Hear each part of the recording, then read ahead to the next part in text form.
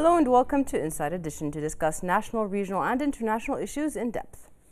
Each year, the U.S. Department of State honors individuals around the world who have devoted their lives to the fight against human trafficking. These individuals include NGO workers, lawmakers, government officials, survivors of human trafficking and concerned citizens who are committed to ending modern slavery. They're recognized for their tireless efforts despite resisting opposition and threats to their lives to protect victims, punish offenders, and raise awareness of human trafficking trends in their countries and abroad. And today we are joined by one of them, which is considered the first GCC representative to be recognized as a Trafficking in Persons Report hero. We are joined by CEO of the Labor Market Regulatory Authority and Chairman of the National Committee to Combat Trafficking in Persons, Mr. Osama Al-Absi. He was recently honored by the U.S. Secretary of State Michael Pompeo and Presidential Advisor Ivanka Trump during the launch of the U.S. State Department Report on Trafficking in Persons, the TIP 2018, on the achievement. Please join me in welcoming Advisor to the President, Ms. Ivanka Trump, as we present awards to the 2018 TRIP Heroes.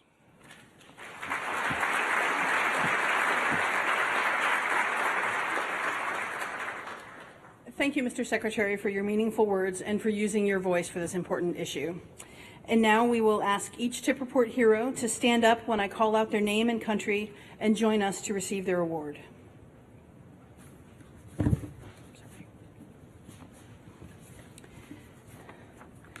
Mr. Osama Al-Absi from Bahrain.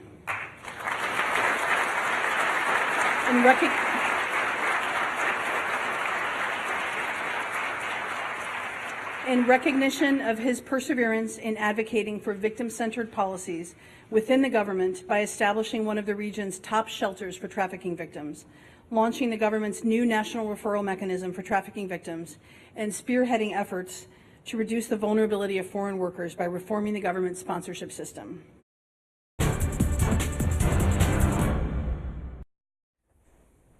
We welcome in the studio Mr. Osama Al-Absi. Thank you very much for joining us. Thank you for having me. We first would like to congratulate you on being the first GCC representative to be recognized and to honor us with this reward itself, Trafficking in Persons Report Hero. In this regard, can you tell us a little bit about this great achievement and how is such an award actually valued internationally and nationally? Well, first of all, the award itself is as important as it is. It's not as important as Bahrain getting Tier 1 as the first country in the Middle East and Africa to achieve this status. Had I been given the award without Bahrain achieving this status, the award itself would have been meaningless. Yes. Because the award recognizes the efforts, and I received it in my capacity as chairman of the National Committee for Combating Trafficking. So I represent the committee that represents the efforts of Bahrain. The award is not personal. I don't like to think of it that way. It was a collective effort, not of individuals, but of whole of government approach. We addressed it together since the reorganization of the National Committee back in 2015.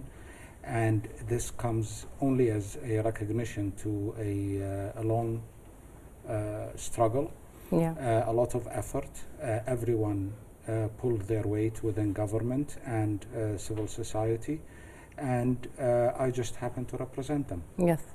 Mr. Al-Absi, we know that these efforts have been going on for years. You've been heading the committee and you've been head of this this entity for a while, and there are a lot of changes that happened. We can see within the last 6, 7, 10 years. What can you tell us about the ones that for you stood out the most, the changes that you see stood out the most that might basically be the reason behind being happy about an award like that you received? To start with, the crime of trafficking in persons, and you rightly said the term modern slavery, was misunderstood originally. People thought or associated only with vice trade, and just kind of narrowed the definition. Yes. So the first thing we needed to do is to expand the definition in accordance with the law and get people to be aware of what are the practices that could be or could fall under the legal definition of trafficking, including forced labor, including debt bondage, including servitude. So it's not only about vice or prostitution or things like that. Yes. And I think the biggest achievement was to create this awareness, both at an official level, a unified understanding in every ministry, in every police station, in every first respondent, as well as create the awareness within society. So everything else that comes, everything that is either a structure, a building, a process, all of these come after the realization, after you've created the awareness. And that is where the real challenge comes. Trafficking happens around us. Trafficking happens in everywhere we go. We are, as normal citizens, we are not immune. Yes. We are not sheltered from it. We have to be able to recognize it when we see it. We have to know where to report it. And if we can, we have to do our part to stop it. The beginning of it all was to increase the awareness, expand the definition, and unify it, have it across the board as a single understanding. Yes. Everything else that we did, establishing shelters or creating hotlines or putting together mechanisms, all of those come as a result of this new understanding. Yes. So basically, what happened was people were made aware of what the actual definition of human trafficking is in its broad spectrum, because it does not, as you said, just confine itself to vice, but also to anybody who feels basically that they are being taken advantage of in their workplace when they come from their country and work in the countries, whether in the GCC or anywhere else. A global recognition like this award, and it is a global recognition, came as a result of so many procedures that were initiated and applied by the National Committee, as you said, to combat trafficking in persons. Can you tell us a little bit more about these initiatives? You told us that you have basically made them aware of the definition. What came after that? We needed to first know what the issues were. So one of our first things to do was to create channels for people to contact us. People, creating a hotline, for example, 7 languages, 24 hours, 7 days a week is not enough. We did that, but we realized that we needed to reach out to houses of worship, to social bodies, clubs, societies, schools. Yeah. We needed to build bridges with the expat community at large, to tell them that we are here to help them if they need help. Yeah. The embassies and dealing with them was very important. The houses of worship were very important. We started dealing with everyone, in addition to putting places like the shelter or the Expat Protection Center. The Expat Protection Center works 24/7 as an emergency room for anyone who needs assistance or protection. Again, the hotline. We receive information and we receive calls for assistance through many different channels, including social media, including our dealings with NGOs outside Bahrain. Yes. who gives us certain distress calls. But it is to create the channels first, to have people trust in these channels to come to you. Second came to create a unified mechanism. So we started working with the United Nations Office on Drugs and Crime and the International Organization for Migration to create a national referral mechanism. Yes. The national referral mechanism, when we started working on it and we launched it in February 2017, came as a result of us realizing the width and breadth of the issues we had to deal with. It's not always trafficking. Yeah. One of the best ways to deal with trafficking is to help the vulnerable before they are trafficked. There is a stage in the whole process where someone is vulnerable, and if not assisted or protected, then they would be trafficked. So the idea of prevention comes at that stage. The National Referral Mechanism is a system, both administrative as well as legal, that brings together everyone in the government and even outside government into play. So it takes care of how does a first respondent report it. The first respondent could be a police officer, could be a doctor in the ER room, could be a labor inspector, could be a priest in a church. True. Anyone who would come in contact, the first person that comes in contact with a potential victim. Then how do they document it? Where to go? When it comes to us, how do we inform the relevant authorities and follow up? Let me give you an example. Yeah. When we first launched the National Referral Mechanism in February of 2017, in March we had a tip of a potential victim. The tip came through 2 countries into Bahrain. So it didn't come directly to us. The end-to-end process from receiving it till rescuing this person took 48 hours. And to me, at the time, it looked like a speedy process because it involves public prosecution, police, us, embassies, medical services, everyone. So 48 hours looks good. 11 months later, we had another tip. This year, earlier, first quarter of this year. And the end-to-end process took 90 minutes from receiving the tip till rescuing the person. So the National Referral Mechanism worked as choreographing, orchestrating, if you will, the efforts of everyone. And the more we practiced it, just like anything else, the better we became at it. This is one of my best achievements, or our best achievements. It's actually coming together as a single government, all different entities, understanding what the problem is, and acting in sync. When you act in sync, you receive an email. It was just an email that was received by one of my staff. And 90 minutes later, that person is already safe in our shelter, being taken care of, as well as police and prosecutors doing their job in following the criminal. That is what I call an achievement. Everything else is superstructure. This is how the infrastructure administratively, legally works. Yes. You mentioned in the beginning a very important factor that goes in within this process, which is trust.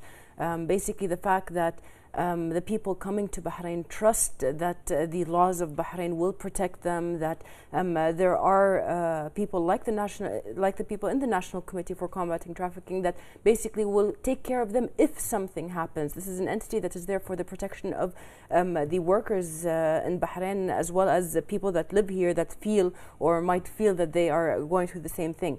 How does how far does trust go in your line of work? It's the most important thing. And trust is something that you earn, you don't demand. You don't give guarantees and get trust. You give actions. You actually follow through. You walk the talk. And then people start to trust you and believe in what you're doing. We needed to reach out. We needed to actually demonstrate. Let me give you an example. The hotline that we have, 995, is manned by 7 languages. It's available around the clock. In a span of 12 months, we received close to 2,000 calls, other than just inquiries, 2,000 real calls. But do we have 2,000 trafficking cases? No. The trafficking cases that resulted from that was less than 4%. But the rest were people who needed help on another level. Yeah. I don't know how to get this. I don't know. My employer says this. I have a problem. Where do I go? We receive them all. We take them all. We log them all in the national referral mechanism. And we help them, even though it's not trafficking. Sometimes help is just by telling a guy, you go to the Ministry of Justice and you file a labor dispute case to get your back wages. This is who you go to, this is the form, this is how it works, this is their working hours. And he actually goes to Ministry of Justice and he gets his back wages. But he actually remembers that the people who told him where to go was here. So next time he's in trouble, he's going to pick up the phone as well. Next time a friend is in trouble, he's going to tell him where he got the assistance. So we started creating the trust by not turning anyone. You know, we don't say, oh, this is not trafficking, go find your way somewhere else. We started assisting people, and when doing so, people will remember, because we have the advantage of being in our own country, amongst our own people, knowing our own systems. You got to put yourself in the position of somebody who's not in his country, who needs the assurance. It's not enough that our laws protect the expats in Bahrain. The expats need to know that the laws protect them, need to know how to get access to justice, how to get their dues. And if they don't get that assurance and a practical, positive experience, they won't trust the system. So you start by creating trust through positive experiences. We never turn anyone at all. The experiences are a very big part of this, and the National Committee to Combat Trafficking in Persons places a very high priority on their international outreach activities especially. Can you tell us, how did this help to represent the Kingdom's efforts specifically in the field of protecting people from human trafficking? The outreach internationally is more to reflect what we're doing with the sending countries. We need to, first of all, realize that trafficking is a cross-border, is a transnational crime. It seldom starts where it actually occurs. Most of the time, it starts in the country of origin, not the country of destination. So we need to cooperate with the sending countries. We need to cooperate to prevent it and to prosecute it and to take care of the victims. Even after they go back to their country. So basically, internationally, what we try to do, first of all, we do a lot of bilaterals with sending countries that we know we have issues with some of their citizens when they come as potential victims. We also take this into multilateral forums such as United Nations, such as the United Nations Social and Economic Committees regionally, IOM, ILO, all of these bodies. We need to bring it to the surface that we are there, that we're doing our part, but doing our part is not enough. They have to do their part as well, in sync with us, and we have to cooperate. Many things that we do, even after we rescue a victim over here, like recently we launched the Victims Assistance Fund. The Victims Assistance Fund was approved by the Cabinet earlier this year, and it was launched, and it is actually in force and working. What it does is that for verified victims, verified by the judiciary, of course, we give them a grant to help them restart their life when they go back home. If a judge requires that this person stays in Bahrain to follow up the prosecution and to testify in court, in addition to this grant, we give them an income while they are here based on a judge's request. First of all, this is extremely important to prosecute, because the psychology of victims is that they just want to get out. They don't want to testify, they don't want to relive the experience, they don't want to confront their assailant. So one of the best ways to prosecute is to help the victim help you. But after they have this grant and they go back home, what happens to them then? This is when we cooperate with their governments and we cooperate with NGOs. So they take them in, they help them start a life, maybe small business, help them rebuild.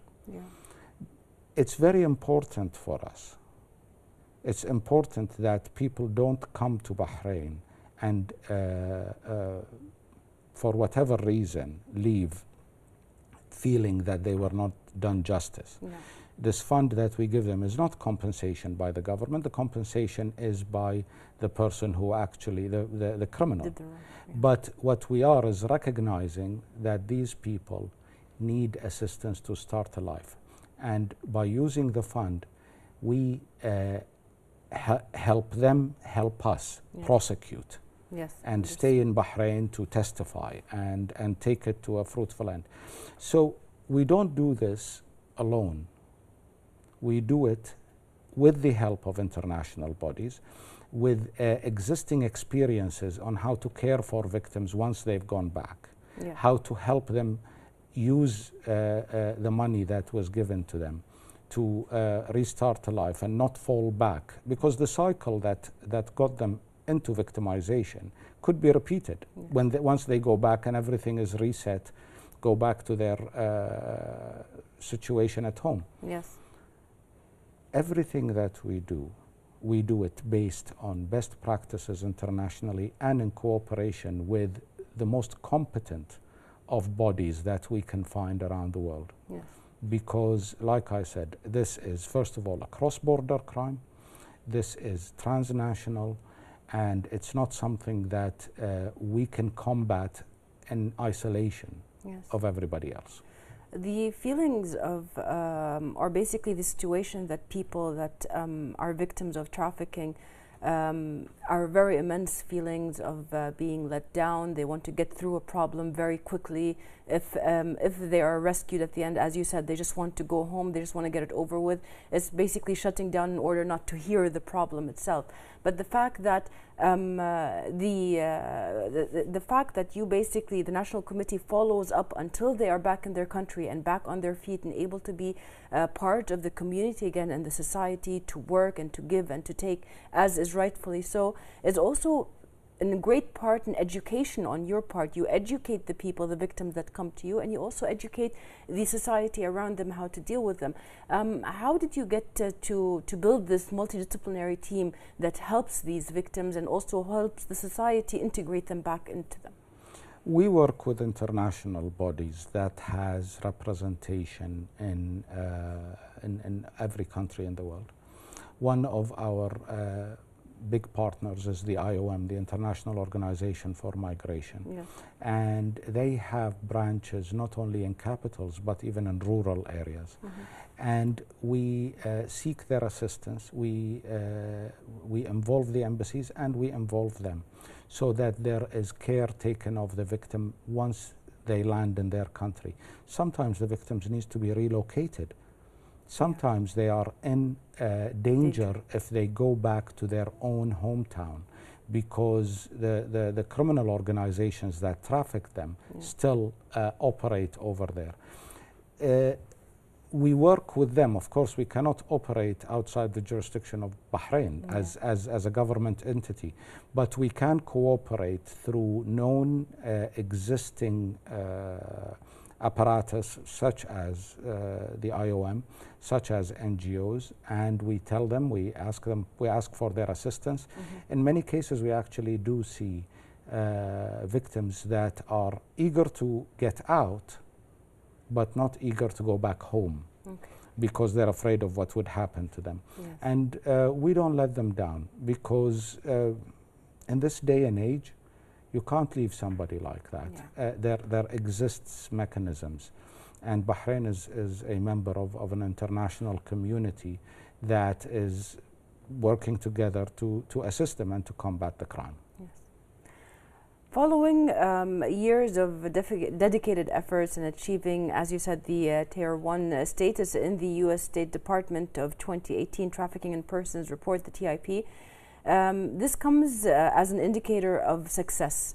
And other indication what are the other indications or procedures taken by the committee to assess its progress of work? I mean, you've reached this milestone. What comes next? The issue is reaching this milestone, reaching tier 1, puts a big burden on us, because very few countries, 15% of the countries around the world make it to tier 1, 85% of the countries don't. Yeah. So trying to get there was one thing, but staying there is another.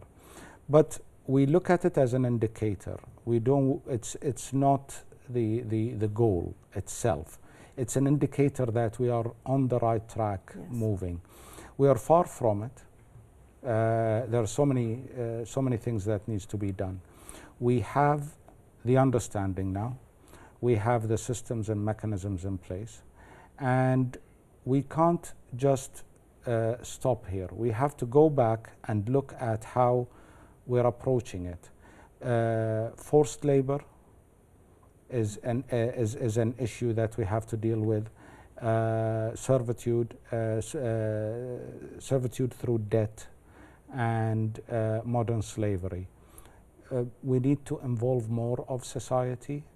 I'm personally happy that the way we are, the interest that came in the last month after the announcement of the TIP report and Tier 1 and the interest, the societal interest that we received, allows us to build on this into creating more awareness. This is one end. We have to work on reaching more. We did a lot of outreach locally, yeah, but that's not enough. And the most important element is that trafficking is an evolving crime. It is a very old one. It's not a new one. It's centuries old, millennia even. But it evolves, it changes its form, it changes its practices. And we have to evolve with it. We have to update what we're doing. We have to keep on top of what is being done in the market. But most importantly is there is a segment of people who don't know that some of their practices could be defined as trafficking. okay, They look at it as everyday practice. They look at it as something that is, everybody does it. yeah. Well, we've seen that social media can have a very big effect on how trafficking in society is viewed, and whether a person is trafficked or not, or whether criminals themselves know that they're actually doing something wrong. What can you tell us about the factor of containing media, or basically trying to save victims through media because of some of these videos that have come out recently? What can you tell us about how media is involved in basically saving people? Media is extremely important, but you have to understand your audience. I'll give you an example. When we're looking at social media, in Bahrain, for example, the applications of choice are Twitter and Instagram. Yeah. In migrant communities, it is still Facebook. Yeah, true. So we need to work with the platforms that they operate. They use Facebook to communicate with their families back home. So we need to be active on Facebook to address them, while we need to be active on Instagram and Twitter to address our own nationals and create awareness. Yes. Because creating awareness is different between addressing the potential victim and addressing the community in which they live. So we have to work with multiple platforms. We have to understand multiple languages. Yes. And use whatever is accessible. Some of these workers in Bahrain, the only access they have is a simple mobile phone. Okay. There's not a laptop or a computer or a satellite TV, etc. And even if they're watching a satellite TV, there's a 5,000 channels. You can't be on 5,000 channels. True. You have to choose the medium that works for them, and do it both here, and because of the technology now, do it here and do it in their home countries. Yes. sometimes they get advice from their home countries on where to go in Bahrain, which is an extremely interesting phenomenon. Yes. But this is where we start dealing with the NGOs in their countries and the government in their countries so that their families know who to address. The case that I told you about with the 90-minute rescue, Yes. it came from a family member over there. The family member in the country found our email and addressed us directly. So it's not the worker, but it's somebody in his country or her country. Now, we need to be accessible to their family members. True. Their family members come from 194 countries around the world. We have to be there in all of these countries. And they have to have the right information. And they have to have the right information. This is the size of work that we need to do. Perfect. So reaching Tier 1 was one milestone. Another milestone is that Bahrain has presented its first voluntary national review at the high-level political forum for sustainable development of the UN Economic and Social Council during the period from 16th to the 19th of July this year.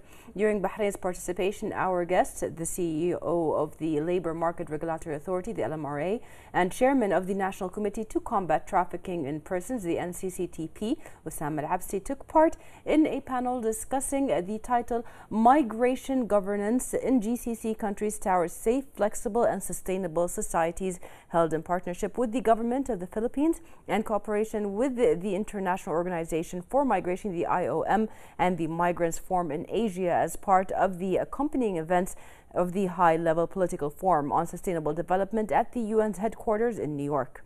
Bahrain's review received wide appreciation, and in particular in regards to the issue of protecting the rights of expatriate workers and the facilities provided to them. The government of Bahrain has been very involved in the negotiations for this global compact for safe, orderly, and regular migration. As a country that receives many, many foreign workers, Bahrain has shown a very progressive approach, ensuring that migrant workers in particular have the opportunity to change employers. This is an issue in many countries that has restricted the rights of migrants, and that I think this step is good for the economy, it's good for employers, it's much better for migrants.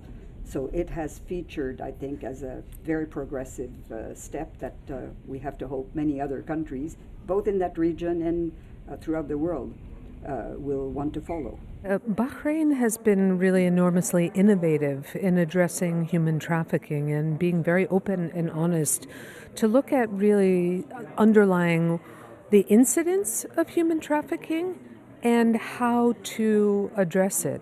I'm quite impressed at how the government has taken an honest look at particularly human trafficking in the labor market situation. Mr. Al-Absi mentioned that a 24-hour, 7-day-a-week hotline was open to be available for victims of trafficking, and found that the majority of people who access that hotline needed information about laws, regulations, access to justice, information about functioning in Bahraini society. And in the Bahrain, the majority of cases of trafficking were found to be in the context of labor exploitation and abuse, whereas in other parts of the world, we often see that more focus on sexual exploitation and abuse.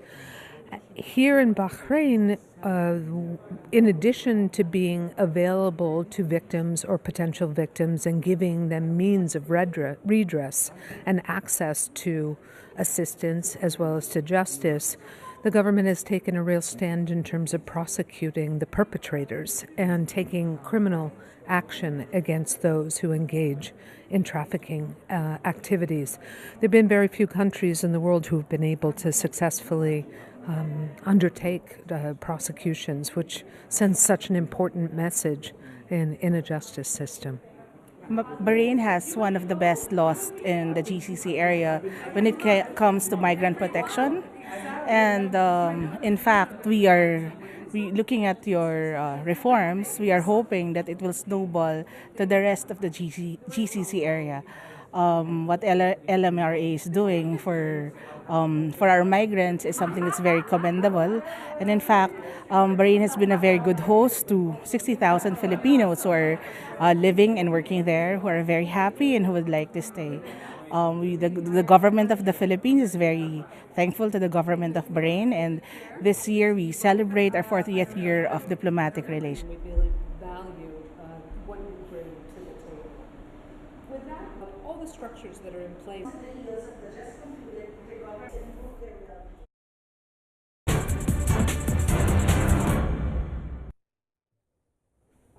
Welcome back. Now, during that panel, specifically the migration governance in GCC countries towards safe, flexible, and sustainable societies, how did you perceive the reactions that you got during the panel? The panel itself, the concept of this side event was unique. We were discussing the Sustainable Development Goals. And the Sustainable Development Goals were launched a couple of years ago. Yes. Towards 2030, and it's all about having societies that are resilient, that are sustainable, and the theme is leaving no one behind. When we look at societies of the Gulf and Bahrain as an example, half of these societies are expats, migrants living over here. They are giving a valuable contribution to the economy, but not only the economy. They are parts of society. They live a life over here. They raise their children over here. They enrich the social and cultural scene with their presence. So you cannot look at the Sustainable Development Goals only from a national point of view, because you transcend national in a society like Bahrain, where you have everybody from all over the world. So what we decided to do is to have a side event that talks about migration management, but from the perspective of Sustainable Development Goals. How can you have sustainable development unless you have the protection, unless you have the access to justice, unless you have all the guarantees that are given to a national, given as well to the non-national living on this land. Yes. So we decided to do something that was very unique. It was not done before in the high-level political forum, which is to talk about migration, and not to talk about it from a national point of view, but as you've seen on the panel, there is a sending country like the Philippines, country of origin, a country of destination like Bahrain. There is the IOM, and the IOM is the United Nations Migration Agency. Yes. So they are the official body in the United Nations to look at issues of migration, as well as an NGO network. The Migrant Forum of Asia is not an NGO itself. It's a network of many NGOs coordinating their work together, and this is their director that you saw there. Sarah Lou Ariola. No, William Goyce. William Goyce. Oh, okay. What we brought over there, I think, is a very interesting approach. That as a country, as a receiving country, we are willing to openly discuss and work with sending countries, with international bodies, with NGOs. We have nothing to hide, and we're willing to cooperate with everyone. Yeah. This sense of cooperation, sense of openness, and a collective, one of the most difficult things you could ever do sitting on the podium of such a forum and having everyone there is when you finish what you have to say and you open the floor for questions, because you need to have enough confidence in what you're doing to open yourself up to anyone in the audience, from an international body inside the United Nations that could come and attack you, that could come and criticize you. Yes. We went over there with the confidence that what we're doing is right, with the confidence that that the collectiveness brings. Yes. We're not alone. Yeah. We don't shy away from cooperating with the sending countries openly, international bodies openly, NGOs openly. If we have a problem, as you've heard Michelle Klein said, you admit you have a problem, you start addressing it. Yeah. That spirit was unique in that particular forum, Yes. and was very well received. Yes. To the degree that that Louise Arbour, which you also saw, came to us and invited Bahrain to participate again in an upcoming event. They wanted us to repeat what we're doing because they thought it was very refreshing, and it's a productive approach. Yes. Exactly. Well, when people listen to us speaking here about basically keeping the laws and protecting the migrant people that are coming to Bahrain, there is a lot of confusion with the society when it comes to migration. Migration doesn't necessarily mean that the person is leaving their country and coming to live somewhere else forever. It could be that they are coming, as in Bahrain the case is many times, they come to work in Bahrain and then they gather the money and collect themselves and they go back to their countries and build their own businesses, their homes, and so on. We have very terrible abuses of migrant workers all around the world. We have war-stricken countries where the people run away in order to work somewhere else and they don't find work. Can you tell us about, just set the record straight for how migration is different when we talk about migrants coming to the GCC or to Bahrain in particular, and people that are running away from war-stricken countries and migrating to whether the European Union or the US or any other countries, and how they're treated there? Thank you so much for this question. We need to set the record. In Arabic, we have a problem. There is migration and there is immigration. Yes. Migration is circular, is temporary. In accordance with the United Nations, anyone living outside his country for a year, for whatever reason, is a migrant. Yeah. So even our children studying abroad, they're migrants. Anyone who lives outside his country is a migrant. An immigrant is somebody who changed country, went for good.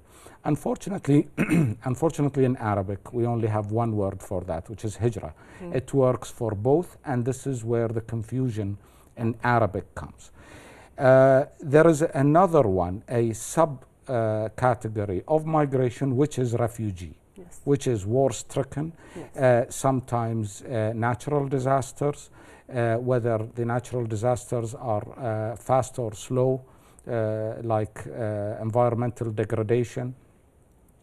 The United Nations right now is working on two compacts, the Global Compact for Migration and the Global Compact for Refugees. Yes. They're working in parallel in order to create the clear distinction between what is a refugee status and what is a migrant status. Yes.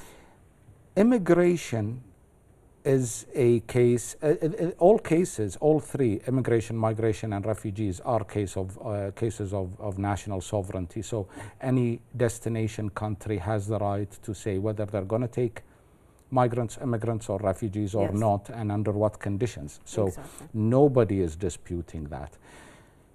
But it is a global phenomenon. It happens. Migration has been happening for thousands of years. Yes. And even refugee status, although it is a new word, refugee status have been happening for thousands of years for all kinds of natural disasters and wars. Yes. We have to be part of this world. We're thankful that, for example, for Bahrain, the region we are living in is a stable region. Yes. We don't have refugees, we don't have disaster induced migration or people moving. What we actually do have is a vibrant economic environment that offers opportunity for people to come and contribute to it as well as avail of it. Yes. But we should not shy away from the word. Yes. Migration is not a bad word. Okay. By definition, it is temporary. By definition, it is circular. By definition, it has a beginning and end. And if we address it as such, then we'll be joining the rest of the world who are discussing it and trying to guarantee certain rights for the for the countries of origin, countries of destination, and for the migrants themselves. Yeah. We have, the subject is very broad, and we have reached the end of our program. But very briefly, if you could just tell us about the LMRA works and their contributions in collaboration with the National Committee in this regard. What are the future plans and projects? At the LMRA, we believe that an organized and well regulated marketplace where people have equal standing, where people understand their rights and obligations, whether they are employer or employee, and where people have access to information and access to justice. The LMRA takes care of, manages, and regulates up to half the population of the country. Yes. And I say population instead of workforce, yes, because they live over here, they contribute to everything that we do in our lives, and they live their lives. And we need to address it as such. So the cooperation between the National Committee and the LMRA is so close that you don't know where one stops and the other begins. Yes. And this is how it needs to be done. So our inspectors, for example, are not only there to inspect the labor conditions or to inspect the legal status of workers, but they're also an access point for workers. They can be, the workers can actually ask for their assistance, for their protection. And this is when they start linking with the National Committee and the National Referral Mechanism. Thank you very much, Mr. Osama Absi, for being with us today. And we would like to thank you for watching and see you next week in another episode of Inside Edition.